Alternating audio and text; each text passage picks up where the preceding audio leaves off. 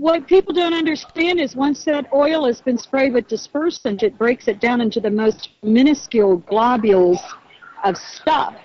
And it's so small that, yes, it's microscopic. And it can just be absorbed by the water and evaporated with the water. It's carried up. And, there's been toxic rains reported all the way up, I think, to Pennsylvania, I heard, Missouri, Colorado.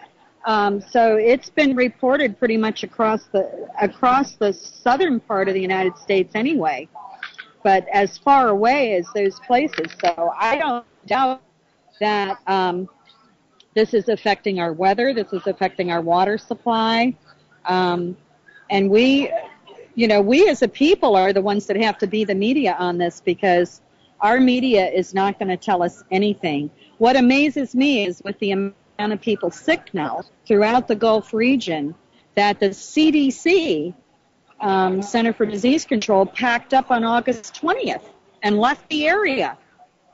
And I don't know a single sick person in the Gulf that ever spoke with them. They said they were taking tests, they were helping people, they were they were basically doing their work the whole time they were here, but nobody that I know has ever spoken with them. So I'm kind of curious as to what they did.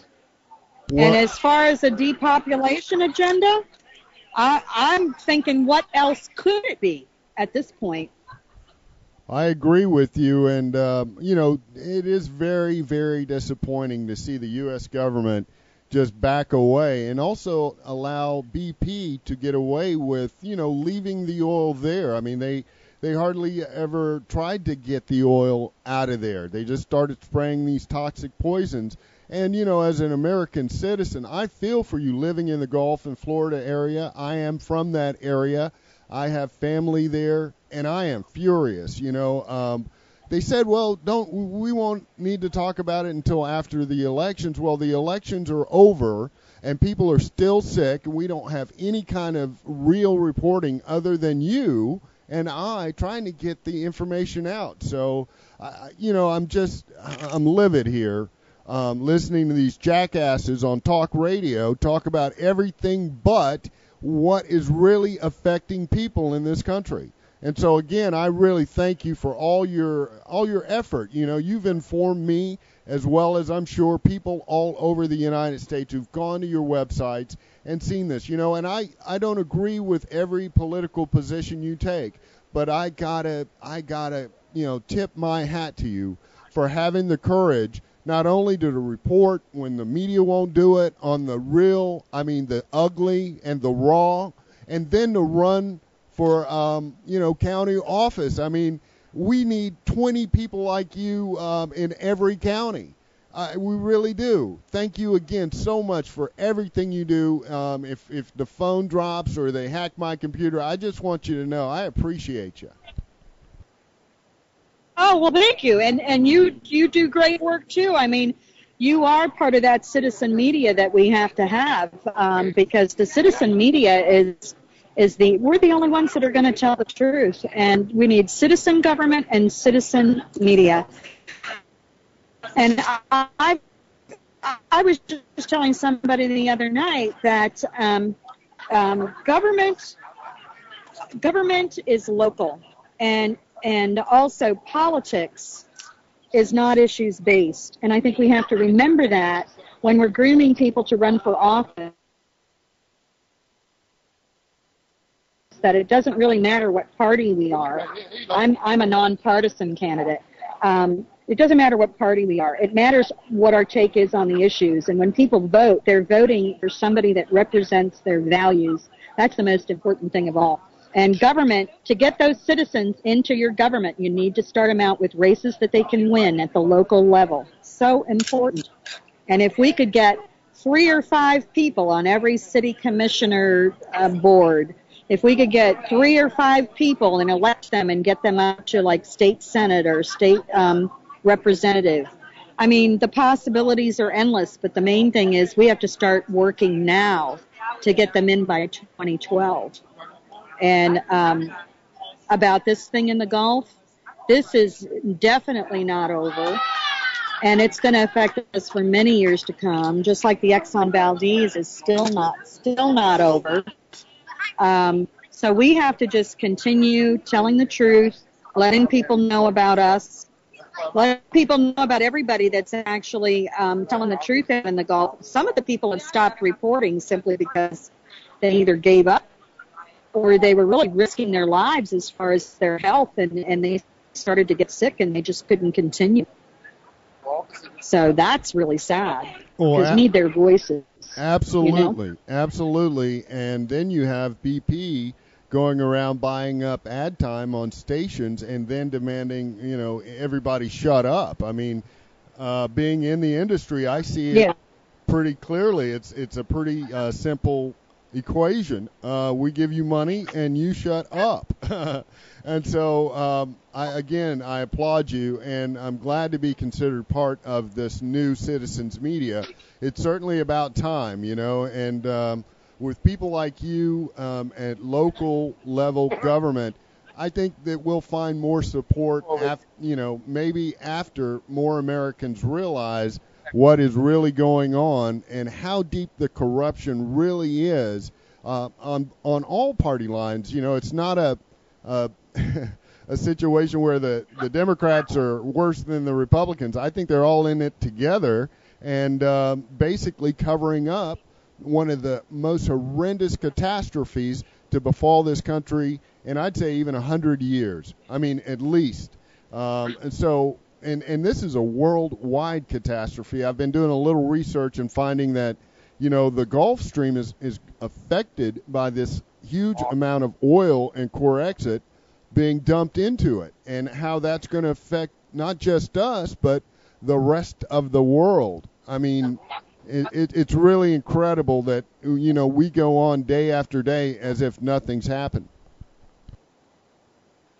Well, people have often talked about like a second 911 to really just break the whole system down and really just crumble the infrastructure. And if people don't think that this is the second 911, I'm really surprised, because this is going to end up being even more deadly than 3,000 lives. That's for certain sure. Because, just to think about what Dr. Ricky Odded said, and she gave people 3 courses to take. She said, 1, leave. 2, if you're going to stay, you need to wear a respirator. And then the third one is, if you're not going to do either of those 2 things, then you need to prepare for catastrophic illness. So I did want to let you know, and definitely make sure this gets out on this show, is if people are starting to become symptomatic, they need to get in touch with the Gulf Coast doctors who can send them wellness kits.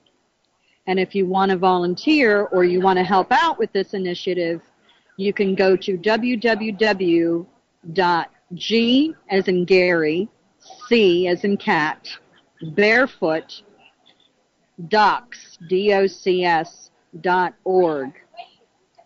And what they're doing is they're preparing these kits, which are health and wellness. We call them health and wellness kits. There's other terminology that we're not allowed to use. But what these do is they're simple. They consist of simple things that you can get from the health food store or from your grocery store to modify your diet, modify what you're doing every day to help you eliminate these toxins from your body. Well, that is... So go ahead. Okay. It is amazing that they won't let you call it what it is. And, I mean, that's how deep the mind screw is that we're undergoing right now. You can get on the radio and you can say, hey, the government is spraying your neighbors. Hey, the food we eat is tainted and could kill you.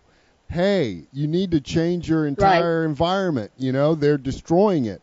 But if you say a word like, shit or whatever, they kick you off the radio. They use small, stupid things to shut down, I consider, legitimate dissent against the government and against, one of the biggest corporate giants in the world, BP. And they think that we're really so stupid that we're just going to buy whatever comes out of that box they call the television, and they got something else coming. Basically that's where I'm at this point. I've just decided to jump all in. Despite the censorship, I'm going to continue on. One thing I wanted to ask you, as I've asked many of the people I've interviewed from the area, what is it that keeps you there when you know full well that your life is in danger? I think it's the being rooted in the community. And I think I was actually ready to leave, and then I got this office, and then got elected, and so that really changed my whole plan. I mean, it changed my whole plan, because I really didn't think it was going to happen on November 2nd, and we had made preparations to leave. In fact, we're living out of boxes right now. My lease is actually expired at the apartment complex where I live, and now it just turned me around, and I said, well, this has been my home off and on since 1969, and this is my community, and obviously there's a message here.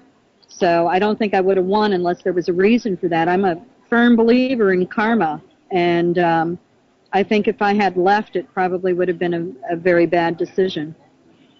Well, I am very proud of you for staying. I know that, a lot of people say, well, she got a new position, of course she's going to stay. No, that's a sacrifice to put yourself in harm's way. It really is, and serve the people of your county who decided they want to stay there. You know what I mean? Everybody can't leave. Right. And again, I really, really, really am proud of you for winning your seat, and also still, after becoming part of local or county government, having the courage to come on, the internet. It's not as though we're everywhere, but we certainly have an audience, and telling the truth. Right.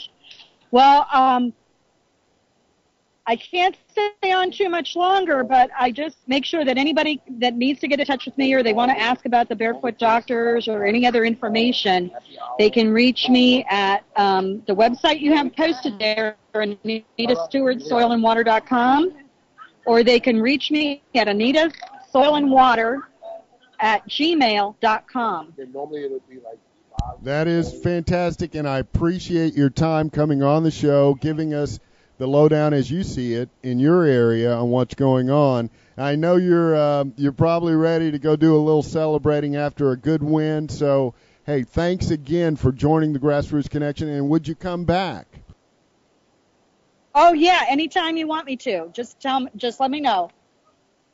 Thank you so much, Anita. And again, we'll take these recordings, edit them, and try to cover up some of the bad words, because you know how it is. If you have bad words, you're a bad person. Even though these maniacs are spraying people, it's insane. But anyway, we'll edit these and get them posted up at GRC Archives as well as on Facebook. So you'll see these again. Okay, thanks, Andre. I appreciate it, and thank goodness you're doing this. I mean, this is amazing. We need more citizen journalists like you. Thank you so much, Anita. And again, congratulations on the win. And have a good night. Enjoy yourself, okay? Thanks. Bye now. Bye-bye. All right. And I think our guest is gone now. And we still have the chat room open and are having general discussions on what is going on. I am going to take a short break and come right back with more Grassroots Connection. This is commercial-free radio over the internet, going worldwide. We'll be right back after I get a little something to drink. We'll be right back with you.